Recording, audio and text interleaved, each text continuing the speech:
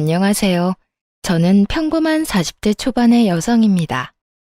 저는 한번 이혼한 전적이 있는데요. 정말 어이없는 시부모의 행태와 남의 편임이 틀림없는 남편의 합작이었어요. 처음에는 시댁 때문에 스트레스를 많이 받았지만 뒤로 갈수록 남편에게 더 큰 배신감을 느껴야 했죠. 오늘은 그에 대한 이야기를 해보려 합니다. 남편과 저는 같은 직장에서 만났어요. 이름만 대면 아는 대기업에서 만나 사랑을 나누었으니 남들은 시집 잘 간다고 축하해주기도 했어요. 저는 원래 시골에서 나고 자랐는데 대학을 서울로 오면서 대기업에 취직한 케이스였어요. 당연히 저희 부모님은 시골에 계셨고요. 남들은 시골에서 올라왔다고 하면 부모가 농사 짓는다고 생각하며 힘들게 살았을 거라고 생각하지만 사실 저는 그런 생활과는 거리가 멀었어요. 할아버지 때부터 저희 집안은 동네 유지였고 땅과 건물을 여럿 가지고 있는 알부자였거든요. 아버지는 심지어 농사 짓는 분도 아니셨어요. 도시 쪽에 얻은 부동산으로 임대 수익을 얻으며 생활하셨거든요. 그래서 어린 시절부터 가난하게 살지는 않았어요. 다만 부모님 두 분 다 알뜰한 분들이라 허투루 돈을 쓰신 적은 거의 없었어요. 아버지도 자잘하게 돈을 쓰는 일은 거의 없으셨고 한 번 돈을 쓸 때는 통 크게 쓰는 편이었어요. 딸, 돈을 쓸 때는 말이다. 무조건 남들이 우와 하고 감탄할 만큼 써야 해. 그리고 쓰지 않을 때는 악착같이 아껴야 하고 왜인지 알겠어?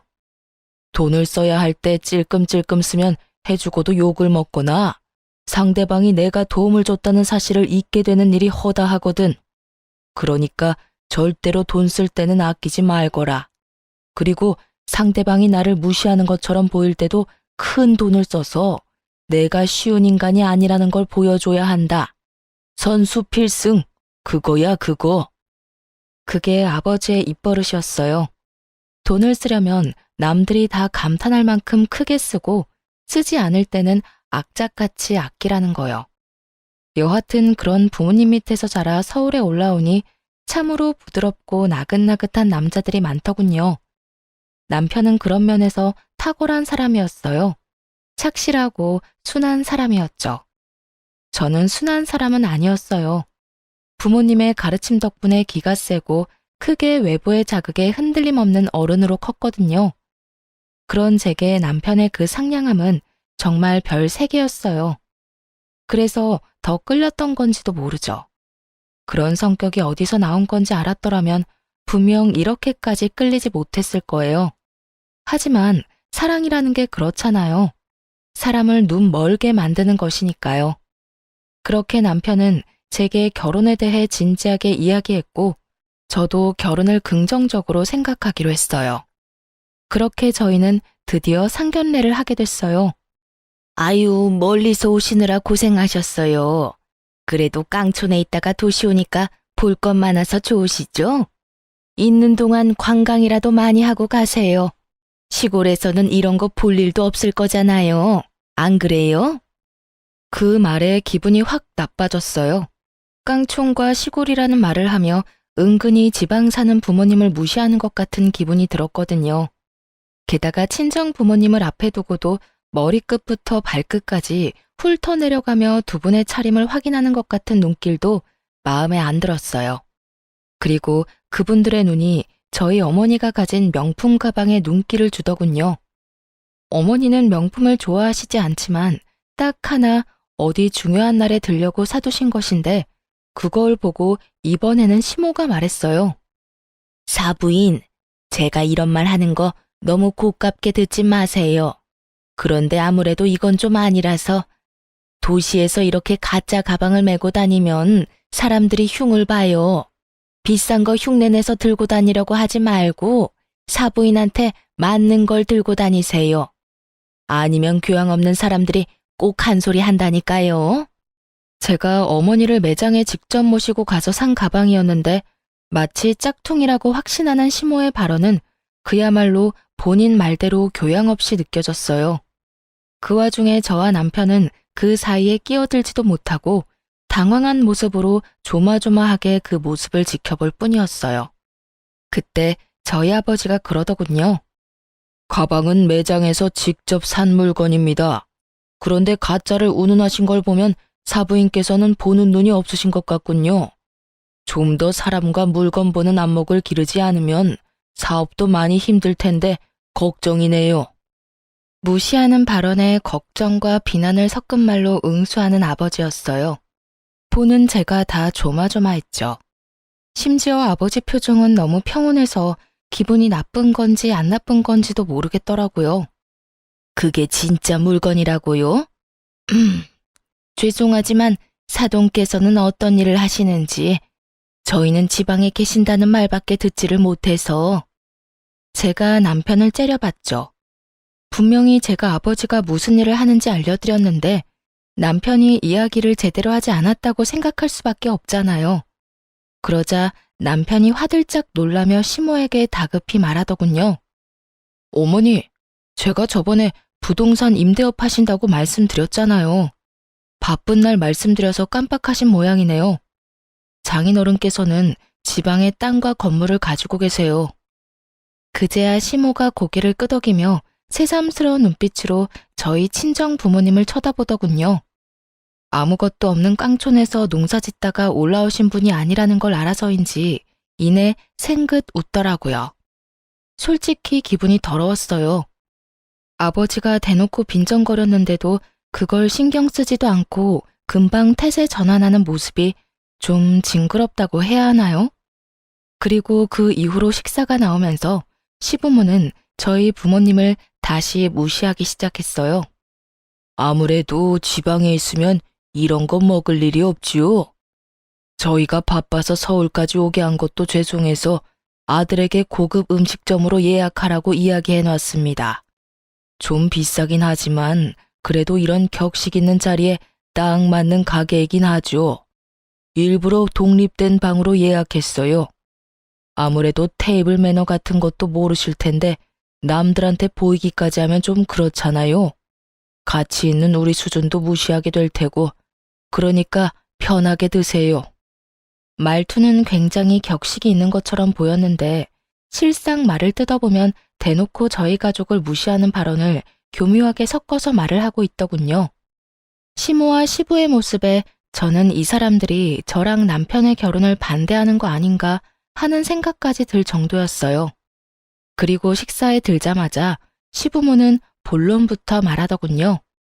저희는 결혼이 참 중요한 일이라고 생각하고 있어요.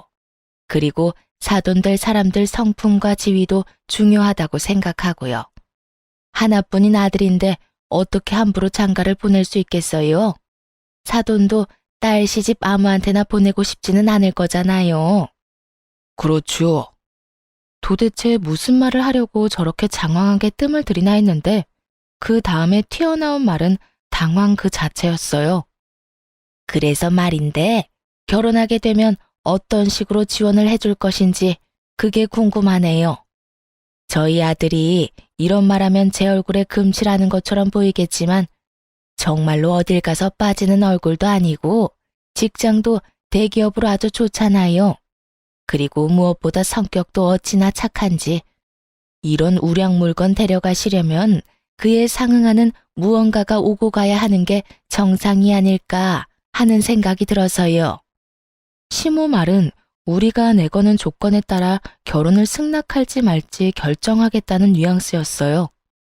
나를 잡기 위해 상견례를 하는 줄 알았는데 결혼을 시킬지 말지도 아직 결정 못했다는 시모 말에 저는 눈앞이 하얘졌습니다. 도대체 뭐 하는 사람들인가 싶었죠. 그래서 사부인께서는 어떤 조건을 원하시는지 저희도 저희 딸이 어디 한 군데 빠진다는 생각은 안 합니다. 이만하면 얼굴도 예쁘고 아직 젊기도 하고 직장도 좋죠.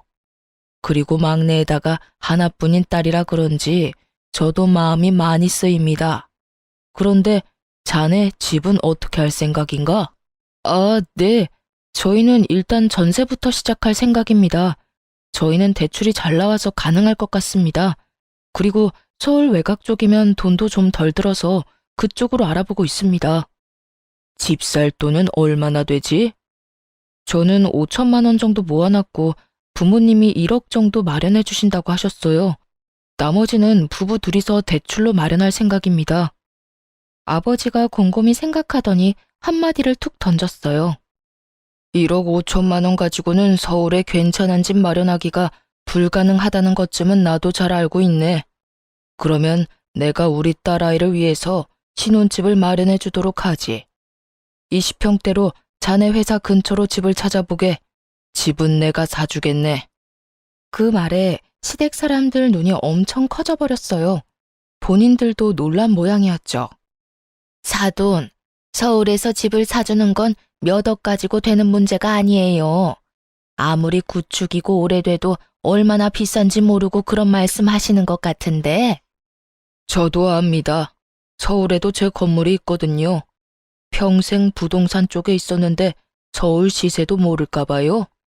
대출 같은 거 끼면 아까운 이자만 나가니까 저도 우리 귀여운 막내딸을 위해서 돈 쓰는 거예요. 그렇지 않아도 사돈댁이 사업하면서 큰돈 만지는데 우리 딸이 결혼해서 주눅 들면 안 되지 않습니까?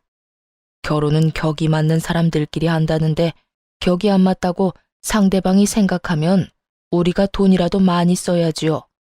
마음 같아서는 다른 남자 데려오라고 하고 싶지만 딸애가 좋다고 하니 제가 힘 좀 쓰는 겁니다.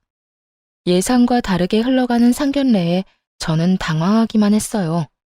아버지가 집 살 때 도움을 주겠다고 하시긴 하셨지만 나머지는 남편과 알아서 마련하라고 했었거든요. 그런데 갑자기 제게 신혼집을 사주신다니 저야말로 당황했죠. 어머나, 그러면 저희야 좋지요. 요즘 시대가 많이 변했잖아요. 꼭 신랑 쪽에서 집을 할 필요도 없는 거죠. 그럼 아들, 그 5천만 원은 필요 없는 돈이니까 아껴두고 너희 결혼 후에 필요한 일이 있으면 쓰렴. 사돈 어른께서 이렇게 통 크게 집을 사주신다고 하시니 얼마나 다행인지 모르겠네요. 참 좋은 분들하고 사돈을 맺게 돼서 참 기쁩니다. 신혼집을 저희 아버지가 산다는 말에 시모의 말투는 완전히 바뀌었어요. 완전히 저희를 인정하겠다는 말투였죠. 그런데 갑자기 시부가 싱긋 웃으며 아버지에게 한마디를 툭 던졌습니다. 그런데 사돈, 신혼집은 공동명의로 하는 건 어떻습니까? 요즘 사람들 한쪽에서 집해와도 다들 공동명의 합니다. 그래야 결혼도 오래 지속되고 안전하죠. 요새 워낙 배우자 몰래 집을 가지고 장난치는 사람들이 많아서 아무래도 걱정이 좀 되잖아요. 물론 우리 며느리 될 아기가 그렇다는 말은 아닙니다. 그냥 통상적으로 다들 살면서 서로 집에 기여를 할 것인데 한 사람 이름으로 집을 한다는 게 좀 너무한 처사가 아닌가 해서요. 지금 저희 딸이 그런 장난질이나 할 사람처럼 보입니까? 그리고 억짜리 집도 아니고 몇십억이나 되는 집을 돈 한 푼 내지 않은 사위에게 지분을 내준다는 것도 너무 날로 먹으려는 것처럼 보이는데요. 사돈께서 농담을 하는 건지 진담을 하는 건지 모르겠군요. 만약 공동명의로 꼭 하셔야겠으면 저는 빠지겠습니다. 집을 사주지 않을 테니 알아서 하시는 게 나을 것 같군요. 아니요, 아닙니다. 당연히 농담이었죠. 조크였습니다, 조크. 요즘 워낙 세상이 흉흉해서 말이죠. 그냥 농담이었으니 걱정하지 마시죠. 정말로 농담이었다는 듯 웃으며 이야기하는 시부를 보며 아버지는 묵묵히 그 자리에서 식사만 했어요. 마음에 안 들어하는 모습이 역력했죠. 저는 시부모 때문에 이 상견례를 망쳐버렸다고 생각했어요. 결혼을 못할지도 모르겠다는 생각도 들었죠. 남편도 당황한 기색이 가득했고 저는 시부모 때문에 우리 결혼이 틀어질까봐 밥도 제대로 삼키지를 못했어요. 그렇게 간간히 시모와 저희 친정엄마의 대화만 오가던 상견례가 끝이 났어요. 저는 저희 부모님을 호텔에 모셔드리러 나왔고 남편은 남편대로 시댁 식구들을 집에 데려다 주러 갔어요. 저희 가족만 남았을 때 아버지가 그러더군요. 딸, 사위될 남자 괜찮은 거 맞냐? 저런 생각 없는 인간들 밑에서 제대로 된 아들이 나올 리는 없는데 참 이상하네. 내가 저번에 봤을 때 사위는 참 겸손하고 순수해 보이던데 부모들은 왜 저렇게 무례하지? 나도 저번에 시댁에 인사드리러 갔을 때는 저 정도가 아니었어요. 상견례라고 힘 좀 주셨나? 근데 아빠, 집을 사준다니 그거 엄마랑 이야기된 거 맞아요? 옆에 있던 친정엄마는 고개를 절레절레 저었어요. 아버지가 그 자리에서 즉흥적으로 한 말이라는 거였죠. 서울 집값 장난 아니에요. 아버지 가지고 있는 건물까지 팔아야 할 텐데. 딸, 사람이 죽으면 가지고 가지도 못하는 게 재산이다. 너 그런 집에서 돈도 없이 들어가면 얼마나 구박받겠냐? 딱 봐도 인상 좋은 사람들은 아니잖아. 그러니까 초반에 저 기세를 꽉 눌러야 해. 그나마 이 아비가 뼈 빠지게 벌어놓은 돈이 있으니 그걸로 크게 한 대 후려치고 시작하는 거지. 그렇다고 해서 그 큰 돈을... 그것보다 더 중요한 게 있어. 너 절대로 네 남편한테 공동명의 해주지 마라. 네 남편이 괜찮은 사람이라고 해서 저 사돈들이 괜찮은 사람인 건 아니잖아. 아까 돈 한 푼 안 낼 거면서 공동명의 이야기하는 거 봤냐? 농담이라고는 했지만 농담은 아니었을걸? 내가 신혼집 해주겠다는 말 듣고 호구라고 생각했을지도 모르지. 딸이 원하는 건 다 들어주는 딸바보라고 생각했을지도 모르고. 그런 인간들은 나중에 뒤로 무슨 짓을 하는지 알 수 없는 거야. 내가 젊을 때 사기 많이 당해봤잖아. 그러니까 첫째도 의심, 둘째도 의심이야. 알았어? 서울에 대학을 갈 때부터 아버지의 입버릇은 모든 것을 의심하라는 거였어요. 사실 그 덕에 범죄 피해를 잘 빠져나갈 수 있긴 했죠. 서울이 이상한 곳이라기보다는 엄청난 사람이 여기저기서 몰려오니 확률적으로 범죄를 맞닥뜨릴 일도 많다는 거거든요. 게다가 일거수일투족이 다 소문나는 시골과 달리 서울이라는 곳이 워낙 크고 이웃 간에 가깝지 않은 곳이기도 하니까요. 그래도 아버지가 결혼을 하지 말라고 하지 않은 건 남편의 착한 모습 때문이었을 거예요. 그렇게 저희는 결혼을 할 수 있게 됐죠. 결혼을 하고 시댁에 갈 일은 많지 않았어요. 남편이 불편한 제 마음을 헤아려 줬고 시댁과의 만남을 최대한 피할 수 있게 해줬거든요. 그런데 결혼하고 1년쯤 지났을 때 시댁에 큰일이 벌어졌어요. 시부가 하던 사업이 실패하면서 시댁 집까지 팔아야 하는 상황이 되어버렸거든요. 그전에도 사업이 잘 안 돼서 2번 망한 적이 있긴 했는데 그때는 본인들이 가진 돈으로 사업을 하다 망했고 이번에는 투자금까지 받아서 어떻게 해보려다 망한 거라 그 투자금을 다 돌려줘야 하는 상황이 된 거죠. 한마디로 크게 일 벌리다가 망해버린 거예요. 투자금이라 해봐야 얼마 되지는 않았지만 집을 날려버리기에는 충분한 금액이었어요. 그렇게 몇 날 며칠을 시댁과 저희 집을 오가며 근심이 가득하던 남편이 제게 그러더군요. 혹시 우리 집 담보로 대출 좀 받을 수 있을까? 대출 받은 건 내가 다 낼 거야. 지금 좀 급해서 그래. 부모님 지금 당장 살 곳도 없으시고. 그 말에 정신이 번쩍 들었어요. 상견례 끝나고 했던 아버지 말이 생각났거든요. 아빠한테 물어볼게. 내 명의이긴 하지만 아버지 돈으로 낸 집인데 내가 그런 중요한 걸 선택하는 건 좀 아니잖아. 잠깐만 기다려봐. 저는 아버지와 통화를 했고 아버지는 그걸 듣더니 절대로 집 담보로 대출받지 말고 일단 남편 데리고 친정에 한번 내려오라고 하더군요. 그렇게 남편을 데리고 친정에 갔어요. 남편은 저희 아버지가 혼날 거라고 생각했는지 안절부절 못하는 모습이었어요. 그래, 자네 돈이 필요하다고? 네, 저희 부모님 사업이 망해서 지금 당장 집 얻을 돈도 없어서요. 집을 담보로 대출을 받으려고 하는데 장인어른 허락을 받아야 한다고 해서. 자네 집 살 때 쓰려던 5천만 원은 어쩌고? 그걸로 부모님 집 얻어드리면 되지 않나? 그게 사업 망하고 빚쟁이들이 밀려오는 바람에 제 돈까지 부모님이 빌려가셨어요. 저는 지끈거리는 머리를 손바닥으로 감쌌어요. 이 시부모들이 남편이 모아놓은 돈까지 싸그리 끌어당겼었던 거예요. 남편은 저에게 말도 없이 그 돈을 시댁에 홀라당 줘버렸고요.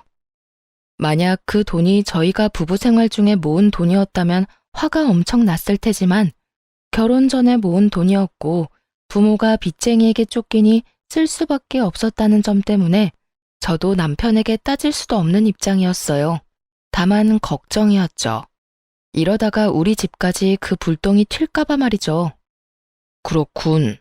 그러면 내가 1억을 빌려주겠네. 대신 차용증은 써야 하는데 괜찮은가? 네, 괜찮습니다. 빌려만 주시면 제가 매달 잘 갚겠습니다.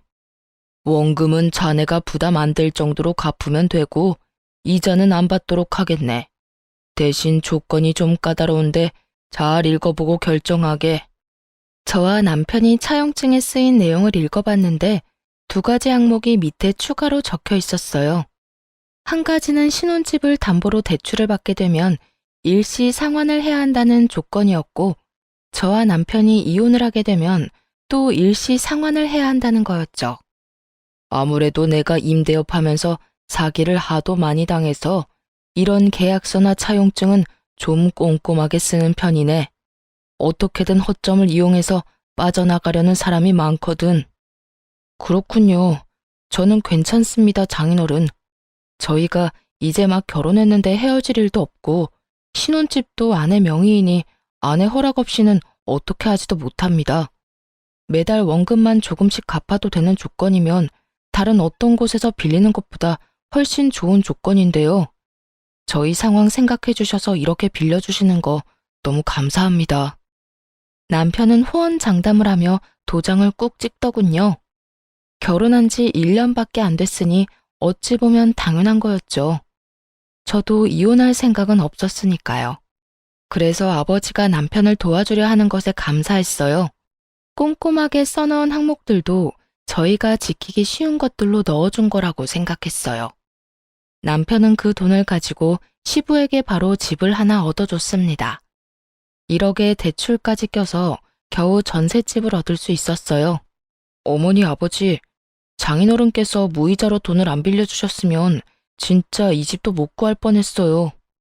다음에 선물 사들고 찾아뵙기로 했어요. 이 사람한테도 더 잘해야겠다 싶고요. 남편이 그 말을 하며 저를 바라보며 싱긋 웃었어요. 저도 그런 남편을 향해 웃어 보였어요. 아버지의 호의 덕분에 급한 불을 끄게 됐으니 저도 마음이 좀 홀가분했거든요.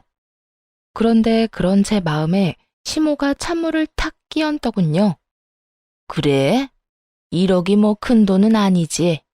그리고 그 돈 빌려준 게 사돈 어른이지 며느리는 아니지 않니? 얘한테 잘해줄 건 뭐야? 너 돈 때문에 잡혀 살면 안 된다. 도와줄만 하니까 도와준 거야. 너 보고 도와준 걸 며느리 덕으로 돌리는 것도 이상하고. 그리고 며느라가, 너도 네 아버지 돈으로 우리한테 생색 낼 생각은 하지 마라. 그 돈이 네 돈은 아니잖니? 나는 며느리 눈치 보며 살 생각은 없어. 어차피 그 돈도 그냥 준 게 아니라 빌려준 거고 원금 꼬박꼬박 갚을 건데 우리가 너희 가족한테 굽실거리는 것도 이상하잖아. 그치? 시모의 말에 저는 입을 다물지 못했어요. 참, 사람 도와주고 이런 식으로 취급받을 줄이야. 그런데 그 뒤가 더 문제였어요. 그리고 이번에 김장해야 하는데 우리는 이사 때문에 힘들 것 같으니 너 혼자 김장 좀 해서 김치 보내거라. 나는 가게에서 파는 김치는 맛이 없어서 못 먹거든. 그리고 젓갈 많이 들어간 것도 못 먹으니까 참고하고. 아, 그래도 한 30포기는 넘게 해야 할 거야. 우리 집에 10포기, 너희 10포기, 할머니네 10포기. 다 되면 집으로 갖다 줘. 알겠니? 그 이야기를 듣는데 완전 골이 띵하더군요. 같이 하자고 했으면 이 정도로 열받지는 않았을 겁니다. 저희 집도 시골에서 김장 엄청 많이 하거든요. 그런데 그걸 혼자서 하는 건 절대 아니었어요.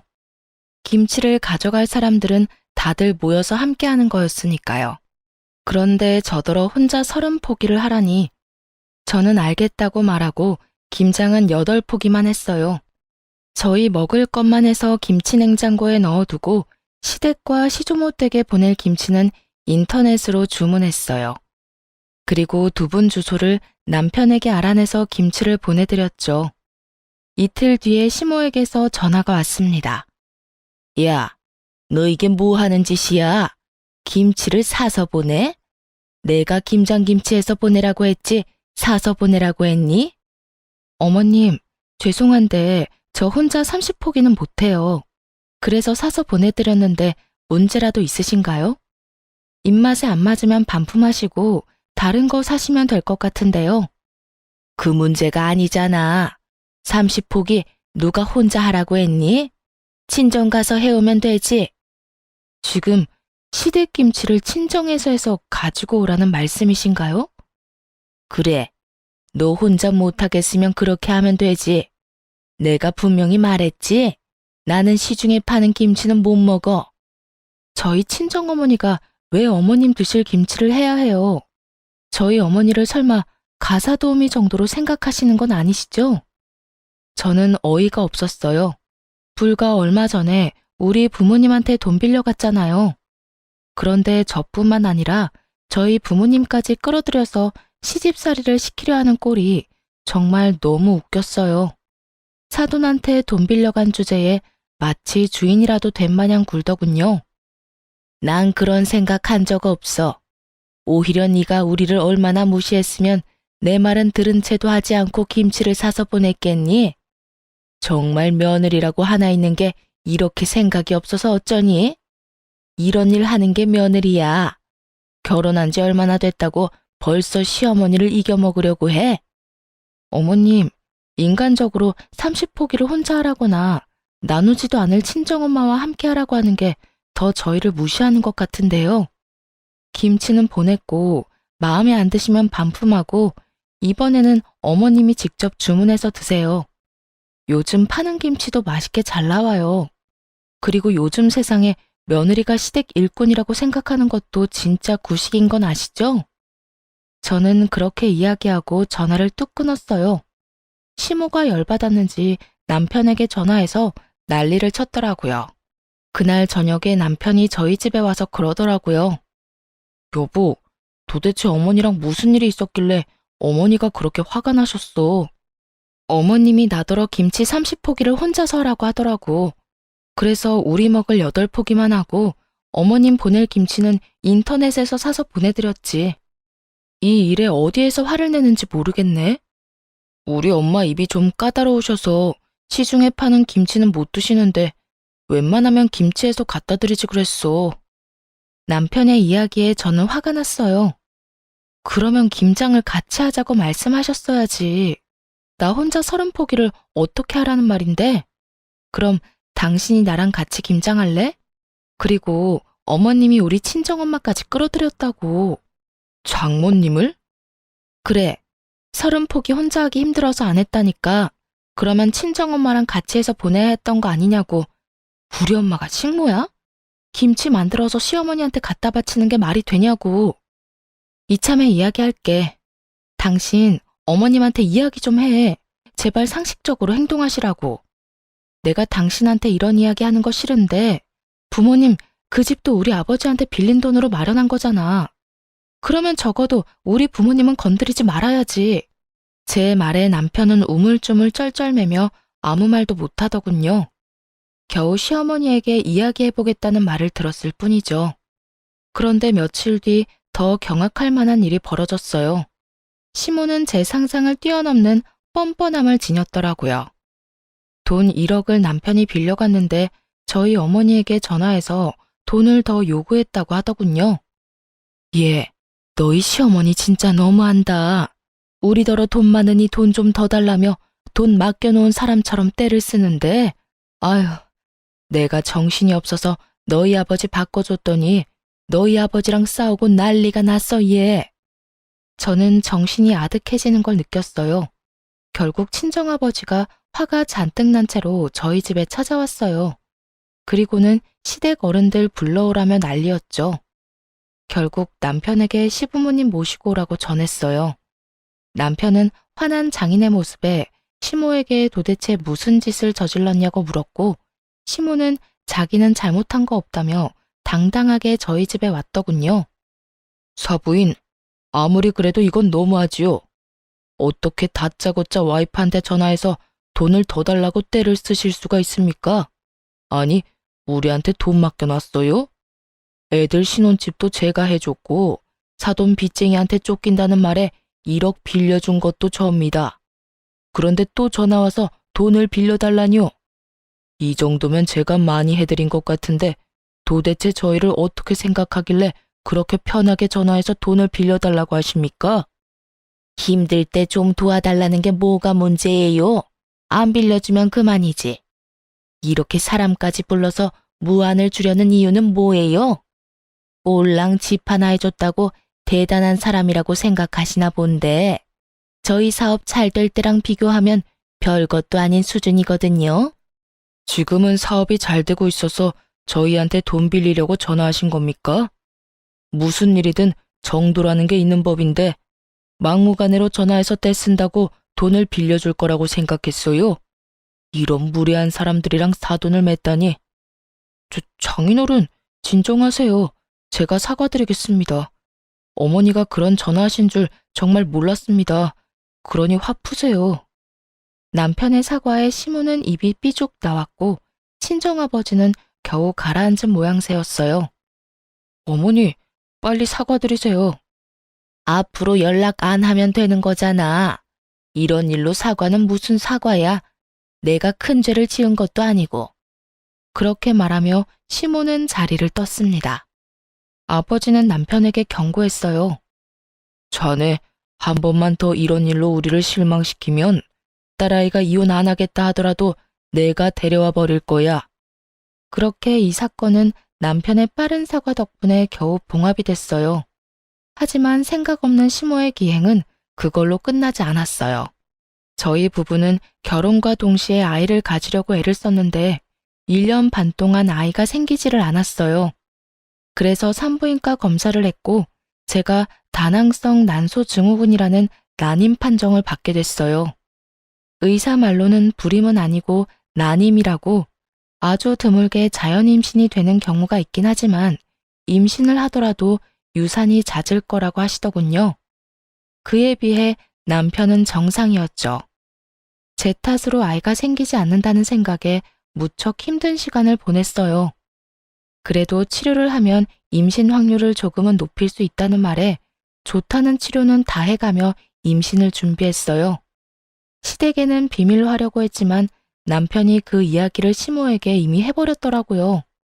난임 판정을 받고 한 달 뒤에 시모가 저희 집에 연락도 없이 찾아왔더라고요. 그때 집에는 저와 남편 둘 모두 있었어요. 그런데 시모는 들어올 때 표정부터가 아주 의기양양했죠. 무슨 이야기를 하려나 싶었는데 그 이야기를 꺼내더군요. 너 난임이라는 말 들었다. 하자 있는 며느리를 들였다니. 너 옛날 같으면 이거 아주 큰 문제였다는 거 알고 있니? 어떻게 결혼 전에 검사도 안 해보고 결혼을 했어? 우리 집안 대가 끊기는 일인데 이건 이혼감이야, 이혼감. 하자 있는 며느리, 이혼감. 이런 말을 듣고도 아무 말 못하고 있는 제가 정말 너무 싫고 화나고 열받았어요. 그런데 시모가 가만히 듣고만 있는 저를 보더니 한마디 더 하더군요. 네가 우리 집안에 이렇게 큰 누를 끼쳤으니 원래라면 이혼을 시켜야 맞는 일인데 내가 교양 있는 사람으로서 그런 짓은 못하지. 다 봐줄 테니 너도 우리 집안의 성의를 보여라. 그러면 문제 있는 너도 우리가 잘 품어줄 테니까. 성의요? 성의를 보이라는 말에 제가 되묻자 시모가 그러더군요. 당연히 성의를 보여야지. 한 5억 정도면 가능할 것 같은데 사실 5억도 작지. 네가 하는 짓이 우리 집안 대를 끊게 만든 건데 이 정도로 넘어가는 걸 다행으로 생각해야 하지 않겠니? 아, 그리고 이 신혼집도 공동명의로 해놔. 우리 아들 아기를 얼마나 좋아하는지 알지? 그런 애가 평생 애 없이 살아야 하는데 당연히 그 정도는 해줘야 하지 않겠어? 이 엄청난 요구에 저는 그저 헛웃음만 나왔어요.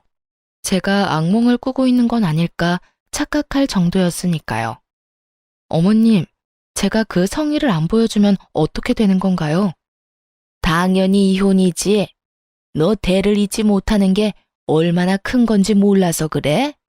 아들, 네가 말해봐라. 우리 집안이 어떤 집안이야? 애가 없으면 절대로 안 되는 집안 아니니? 당장 네 할아버지부터가 당장 이혼하라고 난리 날 거다. 당신 어머님 말에 동의하는 거야? 저는 허수아비처럼 서 있던 남편에게 물어봤어요. 어? 시모의 눈치를 보던 남편이 한참 망설이다 한마디 했어요. 나도 그렇게 생각해. 형제가 있는 것도 아니고 남자는 나뿐인데. 게다가 나는 엄마 말처럼 애 좋아하고 애가 있었으면 좋겠거든. 들었지? 이거 봐. 네 남편조차도 그렇게 생각하잖니. 그래서 이혼하자는 말이야? 그건 아니고 엄마 말대로 해주면 그냥 살아도 되고. 정말 복장 터진다는 말이 무슨 말인지 그제야 알겠더군요. 답답해서 돌아버리겠더라고요. 이 사람이 이렇게까지 우유부단했나 싶은 생각과 도대체 시모가 어떻게 사람을 구워 삶아서 이런 말을 하는 걸까 궁금할 정도였죠. 그래, 이혼이 웬 말이니? 그냥 성의만 보여주면 넘어가 준다니까. 딱 봐도 임신이 되고 안 되고가 문제인 게 아니었어요. 저 성이라는 말로 포장된 돈이 갖고 싶을 뿐인 거였죠. 그런데 정말 열받는 건 시모의 그런 얄팍한 생각에 남편 놈도 동의를 하고 있다는 거였어요. 애가 좋아서 저와 이혼을 하고 다른 여자를 만나고 싶었다면 그냥 이혼을 하면 되는 일이었죠. 그런데 그런 말을 하면서 이혼은 안 하고 그냥 살자니 돈 때문인 게 너무 티가 나잖아요. 남편의 그 모습이 저에게는 정말로 의외였어요. 여태껏 워낙 착한 모습을 보여왔으니까. 남편이 변한 건지 남편이 시모에게 가스라이팅을 당한 건지 감이 오지 않더군요. 시모에게는 원래부터 좋은 감정이 없었지만 남편에게는 처음으로 분노와 배신감을 느끼게 됐어요. 그리고 이쯤 되니 그냥 다 포기해버리고 싶었어요. 이혼한다 해도 저한테 불리할 건 전혀 없으니까요. 그냥 이혼할게요. 당신도 애가 가지고 싶다며. 그러면 나랑 이혼하고 다른 여자 만나. 저의 이혼 선언에 시모가 깜짝 놀라더군요. 너 정말 이혼할 거야? 이혼하면 너한테 불리한 거 알고 있니? 너 임신 안 되는 것도 이혼 사유다. 그리고 재산 분할 같은 것도 똑바로 해야 하고 위자료도 내라면 확실하게 내야 하는 거 알지? 그리고 이혼도 네가 먼저 이야기한 거니까. 불리하든 말든 이혼하자고요. 그거 원하시는 거 아니었어요? 애도 못 낳는데 뭐하러 같이 살아요? 지금 보니까 저 남자 나한테 마음이라고는 한 조각도 안 남은 빈 껍데기처럼 보이는데 원하시는 대로 하세요. 5억의 공동명의? 어디서 날로 먹으려고? 일단 지금 당장 둘 다 이 집에서 나가세요. 여기 내 집이니까. 당신도 나랑 이혼하고 싶다고 했으니 이 집에서 나가고. 그렇게 두 사람을 내쫓고는 이혼 소송을 진행했어요. 아버지는 오히려 잘 됐다며 이혼 판결만 나면 빌려준 돈 싹 다 가져오자며 아주 벼르고 계셨어요. 위자료도 다 뜯어내자고 말이죠. 남의 딸 눈에 눈물 나게 만들면 제 자식 눈에도 피눈물 나는 거 알아야 한다면서 아주 이를 갈고 계시더라고요. 그런데 이혼 소송이 진행될수록 뭔가 자기들이 생각한 것이 아니라고 생각했나 봅니다. 시모가 저희 친정어머니에게 전화를 했다고 하더라고요. 제가 시모 전화번호를 스팸 처리해 놓은 바람에 생긴 일이었죠. 제가 연락도 안 되고 얼굴도 못 보니 결국 저희 친정엄마에게 전화해서는 며느리한테 잘 좀 이야기해 주라고 이혼 없던 일로 하면 안 되냐고 전해달라고 했다는 거예요. 정말 뻔뻔하기가 대단한 사람들이야. 내 딸 가슴에 대못을 박아놓고 뭐? 내가 진짜 얼굴이 앞에 있었으면 머리끄댕이를 잡아당겨서 머리털을 다 뽑아놨을 거야. 저것들이 아직 제정신을 못 차렸어. 이제 와서 보니까 자기들한테 전혀 유리한 조건의 이혼이 아니었다는 걸 알아챈 거지. 보통은 이혼하기 전에 다 알아보는 거 아니야? 내가 이혼 안 하고 돈 줄 거라고 철석같이 믿었나 봐. 임신 안 되는 것도 서러운데 돈까지 내고 서러워야 해? 그런 취급 받을 바에야 평생 혼자 살고 말지. 그런데 시모의 그 연락이 끝일 거라고 생각했는데 일 끝나고 회사에서 나오는데 남편 놈이 저를 기다리고 있더군요. 같은 회사지만 부서가 달라 필사적으로 피해 다녔는데 결국은 출입구에서 기다리고 있으니 피할 방법이 없었죠. 남편은 굉장히 어정쩡한 얼굴로 저를 기다리고 있었어요. 미안한 것도 아니고 화난 것도 아니고 딱 누가 시켜서 찾아온 것 같은 얼굴이요. 얼떨떨한 표정으로 저를 부르더라고요. 난 당신하고 할 말 없는데? 여보, 나는 할 말 있어. 잠시면 돼. 잠깐만 들어줘. 내가 그때 한 이야기는 정말로 다 거짓말이야. 난 여전히 당신 사랑하고 있고 아이가 없더라도 당신하고 헤어지고 싶은 생각 절대로 없어.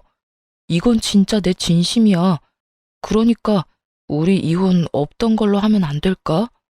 당신 없으니까 너무 허전하고 힘들어. 웃기고 앉아있네.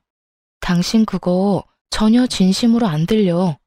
그런 말 하고 싶었으면 내가 어머님한테 그런 취급 받았을 때 했어야지. 이혼 이야기 나오기 전에 했었어야 맞는 거지. 그랬으면 난 당신 하나 바라보면서 혼인관계 유지했을 거야. 그런데 너 뭐라 그랬냐? 그때 진짜 얼토당토 않은 말도 안 되는 말 짓거렸지? 미친놈. 오늘 이렇게 찾아와서 이야기하는 것도 그래. 딱 보니 답 나오네. 어머님이 그렇게 말하라고 시켰지? 제 말에 남편놈이 아무 말 못하고 고개를 숙여 제 눈을 피하더군요. 침묵은 긍정이라는 말이 있죠. 아무 말 못하는 남편놈을 보니 감이 오더라고요. 저는 남편을 앞에 두고 시모에게 전화를 걸었어요. 어머님, 아들 반품한 거 취소 안 할 거예요. 반품하라고 한 것도 어머님이면서 왜 다시 돌려주려고 하세요? 그러지 마세요. 이미 애착 같은 거 없어요. 이혼 소송 불리하게 진행되는 것 같아서 속상하신 건 알겠는데 그러게 왜 처음부터 알아보지도 않고 일을 진행해서 이렇게 후회할 짓을 만들었어요? 어쨌든 이런 식으로 저희 부모님한테 연락하거나 이 인간 이용해서 이혼 번복하려고 하지 마세요. 저는 이혼 꼭 할 거니까요. 며느라가, 아가, 내 말 좀 들어봐라. 나는 당연히 결혼을 했으니 재산 분할이 조금이라도 될 줄 알았어. 그런데 혼인 기간이 짧으면 그게 인정이 안 될 가능성이 높다네. 그리고 나는 차용증에 대해서 제대로 몰랐지 않니? 그런 항목이 있었으면 절대로 이혼 이야기도 안 꺼냈을 거야. 이혼하면 빌린 돈을 무조건 갚아야 한다는 조건이라니 너무하지 않니? 아무리 그래도 우리 사정도 봐줘야지. 어떻게 지금 당장 1억을 어디서 구해? 그건 그쪽 사정이고요. 아주 호언장담을 하면서 도장을 찍은 건 남편이고 그 호언장담도 깨가며 이혼 원한 것도 남편이거든요. 이혼 등 떠민 건 어머니고요. 그래, 그건 나도 인정하마. 하지만 그런 조건에 대해 상세하게 이야기 안 해준 네 잘못도 있지. 애는 없어도 된다. 얘야, 그러니까 이혼만은 좀 어떻게 안 되겠니? 나는 이혼 안 하는 게 훨씬 좋은 것 같아. 왜요? 저는 하는 게 좋을 것 같은데요. 난임이라는 거 하나만으로 저를 하자 있는 인간으로 몰아서 친정의 돈까지 뜯어내려고 하더니 결국 가지고 있는 모든 걸 잃으셨네요. 그냥 가만히 아들 부부 놔뒀으면 그래도 빌린 돈은 보전할 수 있었을 텐데. 저희 이혼하게 만드신 것도 모자라서 사람 약점 가지고 뒤흔든 고약한 마음씨 잘 봤어요. 그래도 결혼 초반에 알게 돼서 천만다행이에요. 잘못했으면 저도 못 빠져나올 뻔했으니까요. 앞으로 연락하지 마세요. 연락하면 스토커로 신고할 거예요. 그리고 이 인간 시켜서 말 전하게 하지도 말고요. 저 이미 이 사람한테 정 다 떨어졌어요. 그렇게 말하고 전화를 끊자 남편 놈은 더욱더 고개가 아래로 파고들더군요. 이 인간이 이 정도로 마마 보일 줄은 결혼할 때만 해도 몰랐어요. 그냥 남 생각 잘하는 착한 사람이라고 생각했는데 제가 깜빡 속았던 거예요. 앞으로 이런 일로 내 앞에 얼굴 보이지 마. 재수 없으니까. 내가 이런 말 했다고 화낼 건 아니지? 너 딱 재수없게 행동했잖아. 애가 가지고 싶어서 이혼을 하고 싶어? 입에 침이라도 바르고 거짓말을 해. 부모 말 그대로 전달하는 앵무새 같은 인간아. 너 같은 마마보이하고 결혼한 게 내 인생의 유일한 오점이야. 그렇게 쏘아붙이고 뒤도 돌아보지 않고 남편을 내버려 두고 나왔어요. 그리고 이혼 판결 나고 저는 직장 지인들에게 이혼 사실을 알렸어요. 결국 난임을 이유로 이혼까지 요구했다는 게 소문나기 시작하면서 남편의 회사 내 입지도 확 줄어들어 버렸죠. 평판까지 나빠지게 됐고요. 그래도 좋은 직장이라 퇴사는 하지 않고 잘 버티고 있더군요. 그렇게 2년을 그 인간 얼굴을 가끔씩 마주치면서 일을 다녀야 했어요. 그것도 저에게는 굉장히 곤혹스러운 일이었죠. 그렇지만 저는 이혼 2년 만에 재혼에 성공하게 됐어요. 정말 기적 같은 일이 벌어졌거든요. 난임이라고 자연 임신이 힘들 거라는 의사의 말이 있었지만 자연 임신에 성공했거든요. 남편과 헤어지고 만나던 연인이었어요. 난임이라는 걸 미리 이야기하고 만난 아주 좋은 사람이었고 어쩌다 보니 촉도 위반으로 애가 생겨서 결혼을 하게 됐거든요. 저는 전 남편과 살던 집의 인테리어를 싹 다 고쳐서 다시 새로운 재혼남과 신혼집을 꾸렸어요. 게다가 임신 5개월에는 결혼식까지 했거든요. 저는 재혼이라 규모를 좀 작게 하긴 했지만요. 그런데 결혼식 직후에 전 남편이 저를 찾아와서 엄청 따지더라고요.